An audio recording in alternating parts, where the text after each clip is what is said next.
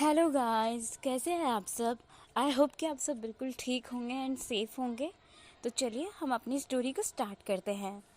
So guys, अब तक हमने देखा था कि शिनचैन विंग को लेकर लैन मैंशन से निकलने लगता है और आते टाइम वो लैन फैमिली से शादी का रिश्ता तोड़ने के लिए कह देता है। मैडम लैन आगे कुछ भी नहीं कह सकी क्योंकि सच में वांगजी ने बहुत गलत किया था। फिलहाल तो मैडम लैन को इतना ही पता था कि अब चाहे लैन फैमिली और वी फैमिली कुछ भी बोले, पर शायद इस शादी का होना अब पॉसिबल नहीं होगा क्योंकि शिनचैन के आगे जाने का हिम्मत किसी में भी नहीं था। वी फैमिली में खुद उनकी बड़ी बहन कांगसे सैंड्रन, वो भी अपने छोटे भाई शिनचैन के आगे कोई बात रखने से पहले 10 बार सोचती थी। मैडम लैन का दिल बहुत दुखी था और शुयांग वो बहुत गुस्सा था। अब पूरा दिन ऐसे ही बीत गया था। शाम के टाइम लैन हाउस में मिस्टर लैन और शिनचैन घर आ चुके थे। मिस्टर लैन बहुत ज़्यादा गुस्से में थे क्योंकि आज इवनिंग में ही विंग के डैड का कॉल उन्हें आया था और विंग के डैड ने वांगजी और विंग की ये शादी को कैंसिल कर दिया था। एक छोटा सा फ्लैशबैक हमें दिखाया जाता है। मिस्टर लैन अपने ऑफिस की एक मीटिंग में बैठे हुए थे, तब उनका कॉल बार बार बज रहा था। उन्होंने तब कॉल पिक नहीं किया, पर मीटिंग ख़त्म होते ही उन्होंने अपना फ़ोन चेक किया जहां पर वी चांगसे के काफ़ी सारे कॉल्स आए हुए थे। उन्होंने परेशान होकर वी चांगसे को फिर से कॉल किया तो वी चांगसे ने उन्हें ये शादी करने के लिए मना कर दिया। वी चांगसे ने उनसे कहा, सॉरी कुरेन, विंग अब ये शादी नहीं करना चाहता है। अब तुम्हारे बेटे से विंग की शादी नहीं हो सकती है क्योंकि शिनचैन ये नहीं चाहता। जैसे ही मिस्टर लैन ये सुनते हैं, वो काफ़ी ज़्यादा उनसे पूछने का ट्राई करते हैं, पर वी चांग से कुछ भी नहीं बता पाते और उसके बाद ही वो फ़ोन कट कर देते हैं। अब प्रेजेंट टाइम में सब लोग लैन हाउस में डिनर कर रहे थे। बांगजी अभी ऑफिस से नहीं आया था। मिस्टर लैन डिनर करते हुए ही अपनी फैमिली से थोड़ी बहुत बातें डिस्कस कर रहे थे। लैन कुरान अपनी वाइफ को बताना तो चाहते थे, पर बता नहीं पा रहे थे। अब तक वांगजी भी घर आ गया था और वो भी डिनर करने के लिए बैठा ही था कि मैडम लैन उसे रोक देती हैं और कहती हैं, वांगजी तुम्हें डिनर नहीं मिलेगा आज। वांगजी कहता है, क्यों, मैंने क्या किया है। मैडम लैन दांत पीसते हुए वांगजी पर गुस्सा करके उससे कहती हैं, तुमने क्या किया है, तुम्हें ये सिखाया गया है वांगजी, तुम्हें किसी को भी बिना जाने जज करने और उसे बुरा भला कहने के लिए क्या हमने सिखाया है। इतने टाइम से लैन फैमिली ने तुम्हें क्या सिखाया वांगजी, जवाब दो। मैडम लैन तो वांगजी को गुस्से में डांट रही थी, पर लैन कुरैन और लैन चचान के समझ में कुछ भी नहीं आ रहा था। तो लैन कुरैन मैडम लैन से पूछते हैं, ई क्या हुआ है। और वो शुयांग को भी काफ़ी देर से नोटिस कर रहे थे, जो अजीब अजीब से मुंह बना रहा था, ठीक से खाना भी नहीं खा रहा था, जिसके हाथ में चम्मच और मुंह में खाना ठूसा हुआ था, लेकिन फिर भी वो वांगजी को देखकर टेढ़ा मुंह बनाने की कोशिश कर रहा था और वो भी गुस्से में ही लग रहा था। शिचैन भी ये सब कुछ फील और नोटिस कर पा रहे थे, इसलिए वो अपनी मॉम से पूछते हैं, मामा क्या हुआ है, क्योंकि उन्हें अच्छे से पता है उनकी मॉम ने आज तक ऐसे वे में कभी भी बात नहीं की थी, तो आज क्या हुआ। शिचैन जैसे ही पूछते हैं तो शुयांग अपने मुंह के खाने को फटाफट से निगलते हुए कहता है, गगा आप वांगजी से क्यों नहीं पूछते कि क्या हुआ है, उसने क्या किया है। वांगजी, उसे तो सच में समझ नहीं आ रहा था कि उसने किया क्या है। क्या उसने कुछ ऐसा कर दिया है जो उसे नहीं करना चाहिए था। वो अपनी माँ और अपने भाई को ऐसे देख रहा था कि भाई मुझे कुछ नहीं पता है, मैंने किया क्या है, कम से कम मुझे ये तो बता दो। वांगजी तो सबसे अनजान था। घर के 2 मेंबर उसे अचानक से ब्लेम कर रहे थे और ये 2 मेंबर्स जिनके सर के ऊपर से सब कुछ जा रहा था, उनको समझ कुछ भी नहीं आ रहा था। मिस्टर लैन तभी कहते हैं, वांगजी मुझे तुम्हें कुछ कहना है। तो वांगजी अपने डैड की तरफ ध्यान देते हुए पूछता है, हाँ डैड। मिस्टर लैन कहते हैं, वांगजी वो तुम्हारी शादी विंग के साथ कैंसिल हो गई है। ये सुनकर वांगजी पता नहीं उसको क्या रिएक्शन देना था, पर इससे पहले कि वांगजी कोई रिएक्शन देता या कोई सवाल पूछता, किसी के जोर से चिल्लाने की आवाज़ आती है, वांगजी तुम्हारी ऐसा करने की हिम्मत कैसे हो गई। वांग जी पलटकर दरवाजे की ओर देखता है जहां पर वेंचिंग गुस्से में खड़ी हुई थी। वांग जी सोचता है, यार अब मैंने क्या कर दिया है, ये यहाँ क्यों आ गई। वांग जी उठकर हॉल की तरफ आते हुए कहता है, वेंचिंग तुम यहाँ पर। वेंचिंग के साथ कोई और भी था जिसे वांग जी जानता था, वेंचिंग के बॉयफ्रेंड के रूप में। वेंचिंग वांग जी के पास आते हुए उसके गाल पर एक जोर से थप्पड़ मारते हुए कहती है, तुम्हारी हिम्मत भी कैसे हो गई वांग जी विंग से ऐसे बात करने की, तुम विंग को जानते भी हो। वांग जी जो थप्पड़ पड़ने की वजह से शॉक में चला गया था, उसे कुछ बोला ही नहीं जा रहा था। वो बस ये सोच रहा था कि ये विंग कौन है। वांग जी को तो ये याद ही नहीं आ रहा था कि उसने कभी विंग को आज तक देखा भी है। कुछ सेकंड बाद ही वांग जी को होश आता है और वो पूछता है, विंग कौन है। आचिंग जो वेंचिंग के ही साथ खड़ा था वो भी वांग जी पर एक पंच करता है।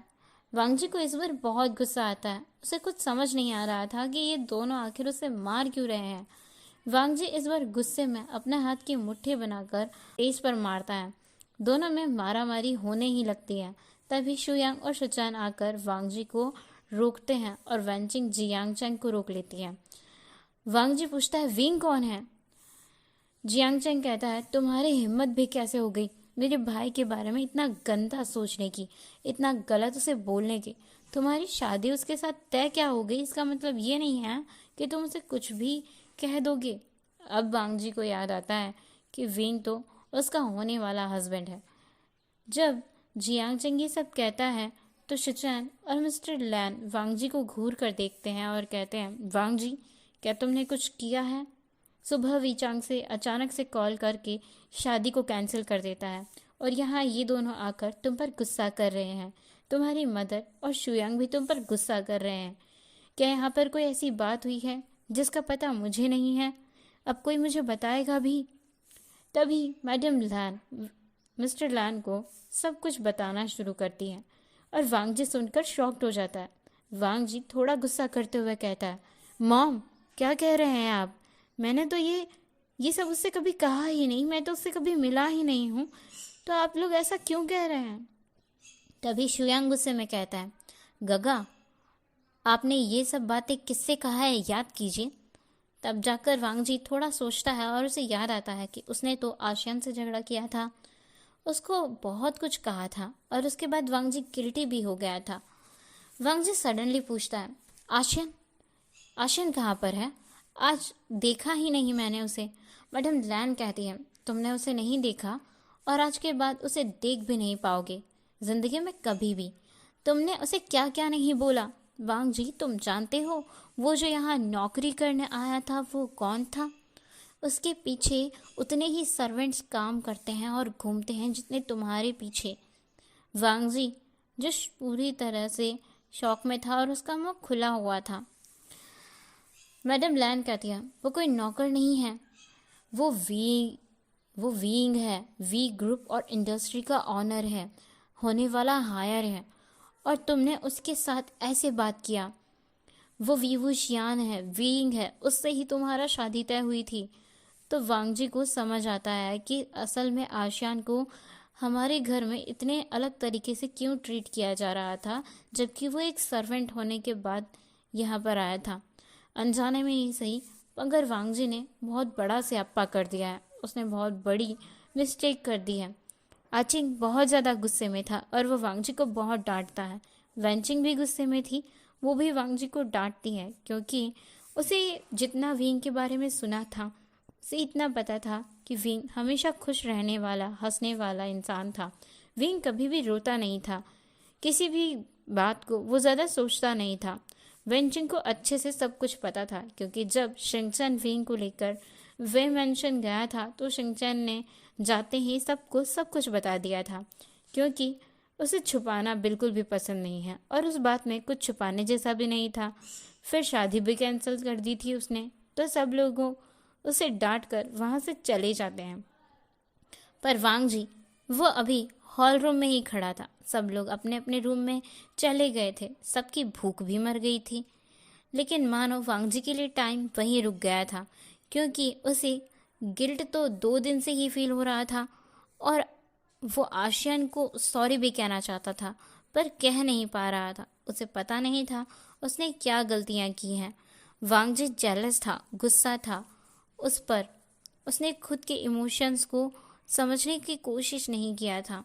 वो अपने इमोशंस को कंट्रोल और गुस्से को आउट ऑफ कंट्रोल करते जा रहा था।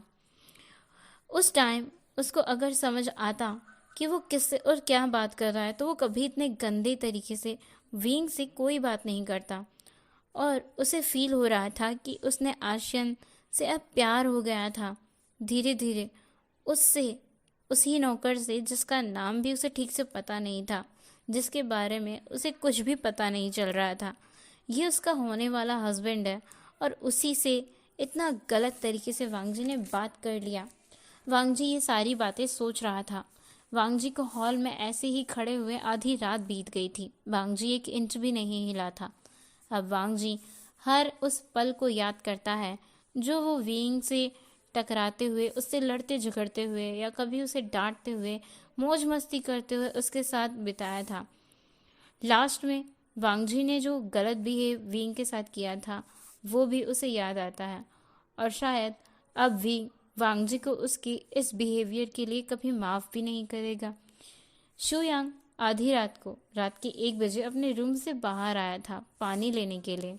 उसने वांगजी को ऐसे ही हालत में हॉल में खड़ा पाया, पर शुयांग वांगजी को इग्नोर करके अपने रूम में चला गया था, क्योंकि वो वांगजी पर गुस्सा था। वांगजी हॉल में खड़े ही अब अपने बालों को नोच रहा था, खींच रहा था, खुद को थप्पड़ मार रहा था, खुद को बार बार डांट रहा था। वांगजी की पूरी रात ऐसे ही बीत गई थी। वो ऐसे ही खड़े खड़े सुबह के 5 बजे तक हॉल में ये सब सोच रहा था। मैडम लैन सुबह के 5 बजे उठ चुकी थी। वो भी देखती हैं वांगजी हॉल में है, पर वो ध्यान नहीं देती। वो बिल्कुल भी ये नोटिस नहीं करती कि वांगजी ने अभी भी रात के ही कपड़े पहने हैं और उसकी हालत अभी ख़राब है। मैडम लैन किचन में चली जाती हैं और ब्रेकफास्ट प्रिपेयर करने लगती हैं। वांगजी को जब कुछ आवाज़ें आती हैं, तब वो देखता है किचन की ओर। वहाँ उसकी मॉम थी जो ब्रेकफास्ट प्रिपेयर कर रही थी। वांगजी अपनी मॉम को आवाज़ देता है, पर मैडम लैन उसकी आवाज़ को अनसुना कर देती हैं। वांगजी बहुत दुखी होता है, बहुत ज़्यादा सैड फील करता है और कहता है मैं जा रहा हूँ। और आगे कुछ भी नहीं बोलता, कहाँ जा रहा है, क्यों जा रहा है। वांगजी बिना कुछ बताए वहाँ से चला गया था। अब 2 घंटे बाद जब लैन फैमिली ब्रेकफास्ट करने के लिए बैठी थी, सुबह के 7 बजे सब लोग ब्रेकफास्ट कर रहे थे। मिस्टर लैन पूछते हैं वांगजी कहाँ है, तो मैडम लैन कुछ भी जवाब नहीं देती। तभी एक सर्वेंट कहता है वो यंग मास्टर तो सुबह ही चले गए। शुचैन पूछता है कि कहाँ गया है इतनी सुबह सुबह, तो सर्वेंट कहता है सर हमें नहीं पता। फिर कोई ज़्यादा पूछता ही नहीं है, क्योंकि वो सब जानते थे उन्हें मैडम लैन से तो कोई जवाब नहीं मिलने वाला है, और बेचारे सर्वेंट को कुछ पता भी नहीं है ठीक से।